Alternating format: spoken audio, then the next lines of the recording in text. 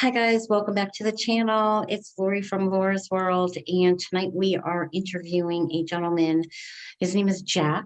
He's from Los Angeles, California. He has got 36 years sober. I met him a couple of times through some of my friends out there in California, and I'm looking very forward to hearing his story because I've never heard it in its entirety. So looking forward to this. Hi, Jack. How are you? I'm wonderful. How are you? I'm good. I'm good. Well, first of all, I wanted to tell you thank you so much for agreeing to do this with me. Oh, I sure. My really pleasure. appreciate it. You know, in the beginning of my sobriety, I wasn't very vocal about it. Only a few people knew about it. And as I got more and more into recovery, and I heard other people's stories, and I read other people's books, and I don't know. I just feel like when we share our stories that it might help somebody. So Of course. That's how it works. absolutely. So I understand you've been sober for 36 years. Last time I checked. I saw it on your Instagram. I said, that's as old as my daughter is, 1985. That's a That's long right, time. 1985. Yep. That's a long time. Well, can you share a little bit about what it was like for you before you decided to get sober? Sure. So I'm the eldest of five kids from a wildly dysfunctional Irish Catholic family. And my dad was a really bad drunk. My mother was the Virgin Mary. You know, she sat at the window and prayed for him to return sober, which he never did. I think growing up in an alcoholic home, I don't know if your home was alcoholic, but growing up in an alcoholic home, and I've been around long enough that I've sponsored enough people and heard enough stories that you don't really get to know the people that you live with because you're in survival mode all the time. You don't have the opportunity to develop relationships, which I think is one of the reasons that it's been so hard for me my whole life to have relationships with people, because I think growing up in an alcoholic home and being an alcoholic, the skill set for developing intimate and personal relationships, platonic or romantic, are just never developed because you're always protecting yourself. And so I think that as I got older, I was continuing to protect myself. And I remember when I was in high school, I worked for a trucking company. There's a guy up the street who owned a trucking company. The truck drivers used to buy me beer that I could take to the football games on Friday nights. And even though my dad was a bad drunk and I hated alcohol, I also knew at the same time that alcohol was my entree to friends because I didn't know how to be a friend or have friends. So I would show up with my 1967 Cougar. Remember those cars that had those pneumatic lights that went up? Do you Oh remember my those? God, yes, I do. And then always one would like not open and be winking at you. Thinking at you. Yeah. So I had this 1967 Cougar with a 387 engine, baby blue with a navy blue vinyl top, and my trunk was always full of beer. Well, And that's I what would your pull, friends, Jack.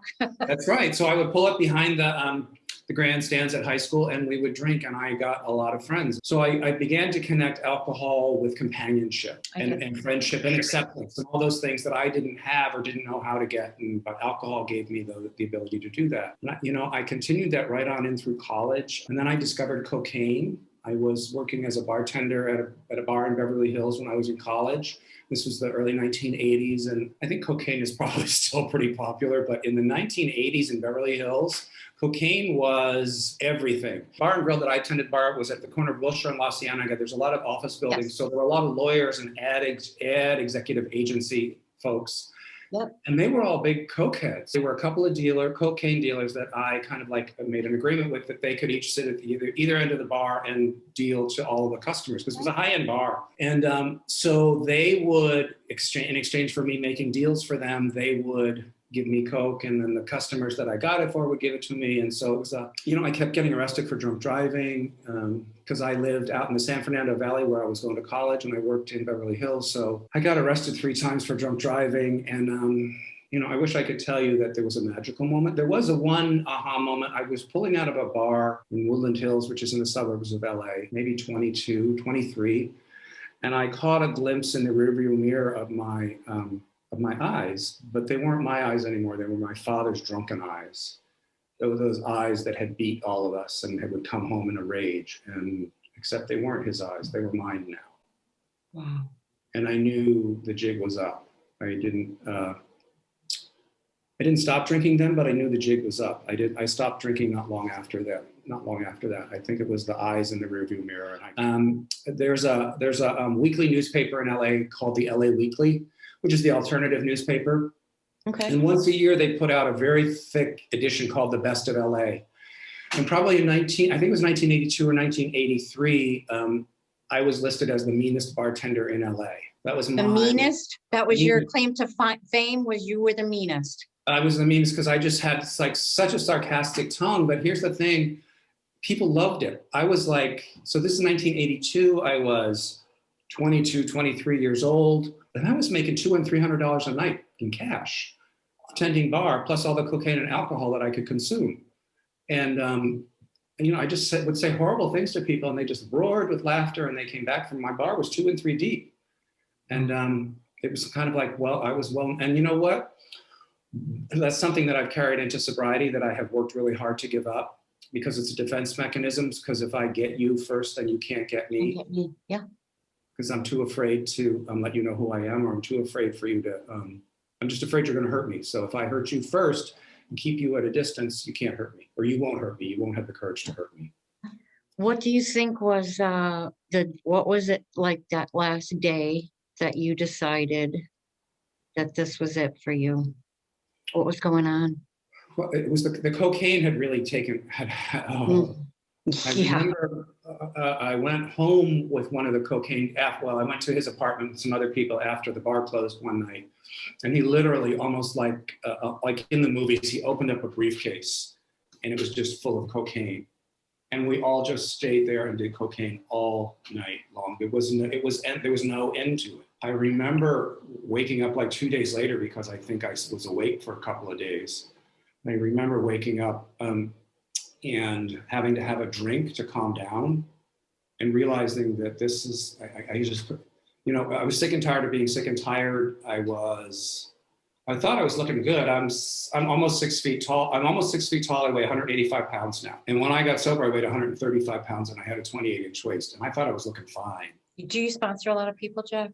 I do, and I've had the good fortune of sponsoring a lot of guys over the years. Some women too, mostly guys, but some women as well. And I sponsor about 15 or 20 people. Okay. But a lot of them have like 20, 25 years. I've been sober for a long time, so I have a lot of long-term relationships with people, and a lot of them have just become incredibly good friends and family. I'm finding that Yeah. the longer I am in sobriety, they're like my family. Yeah, they are. They really are. Yeah, they become my chosen family. I feel safe. Well, the truth is, I have my birthday was last week, and there are several members of my immediate family that all have birthdays in July. Okay. And so we had one birthday celebration in July, and that was on Sunday. And I have these 3 sisters who are I just love them, and they have lots of kids. But it wasn't like that. It took, I learned, I had to get to know who they were in sobriety. They're just wonderful people, and their kids are amazing. But did you do a rehab when you got sober, or I didn't either? Just AA for you? I started at Cocaine Anonymous, actually, because I was pretty sure that cocaine was the problem. There was only one Cocaine Anonymous meeting a week in LA in 1980. 1983 is when I actually got sober the first time. Okay. I went to a Cocaine Anonymous meeting, and it was in that meeting that they told me that they didn't drink in between meetings either, which was, wait a minute.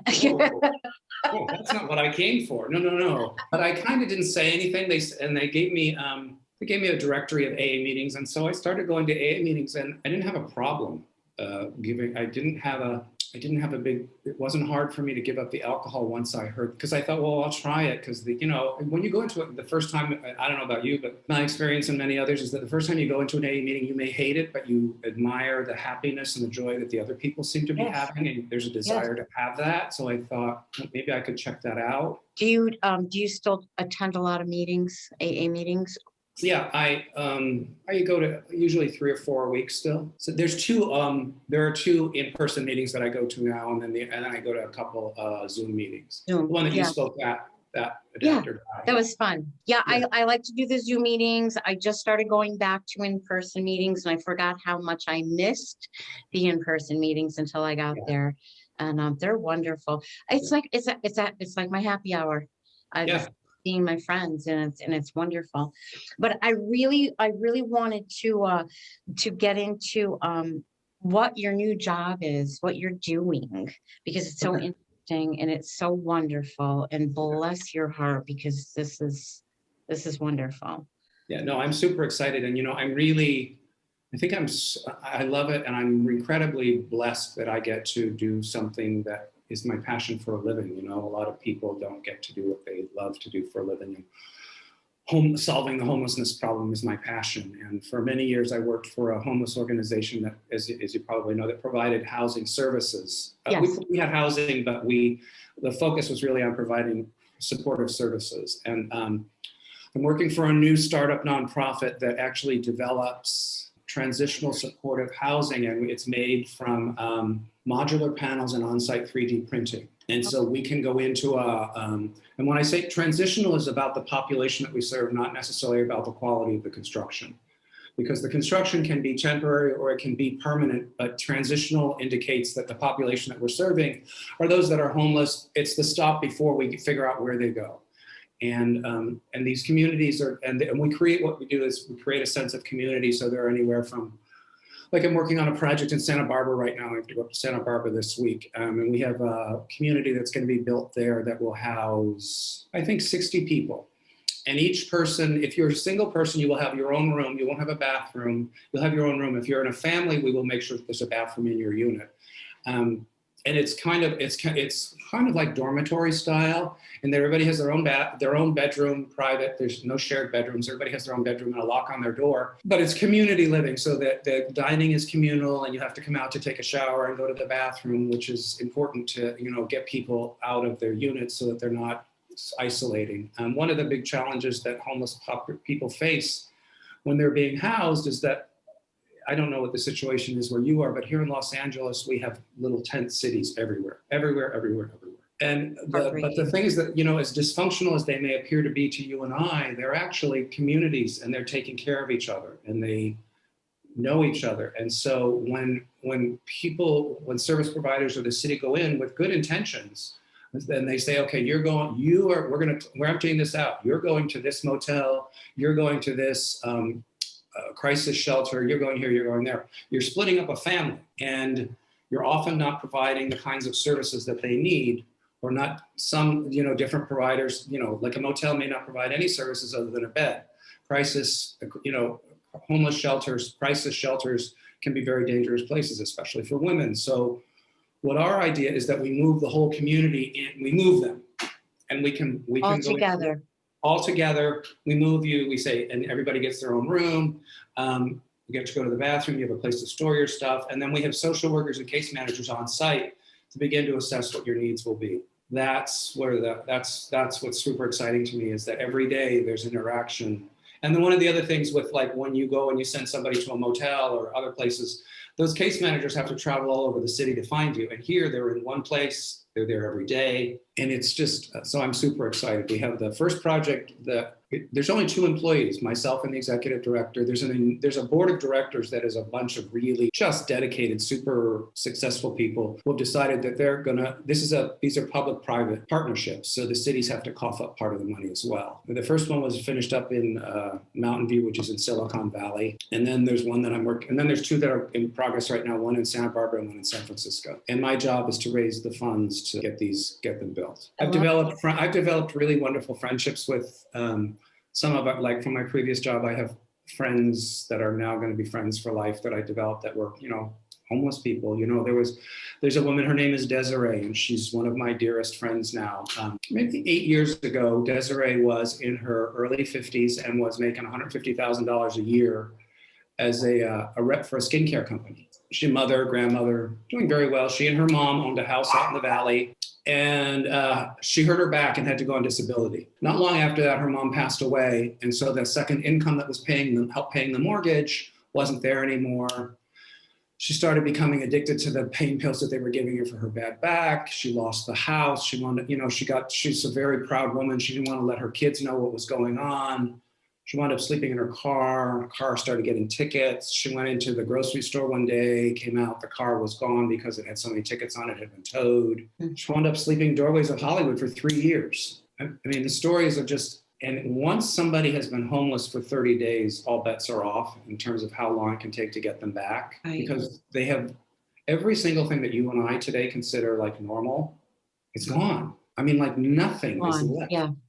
Bathrooms, refrigerators, electricity, washing, beds, banks, everything is just gone. And you develop an incredible, a very, very intense survival skills. So it can take a long time to get people to come back off the streets because the trauma that they endure has serious implications. Desiree, it took us 2 years to get her to come off the streets. One thing that pretty much every homeless person that I have ever met, when I ask them what's the hardest part about it, is they say that we become invisible. And if people would just look at us and say hello, it would make all the difference in the world. Such a simple thing, but people get afraid, they don't know what to do, but they say that it's being invisible that's the worst. That all of a sudden they're just gone.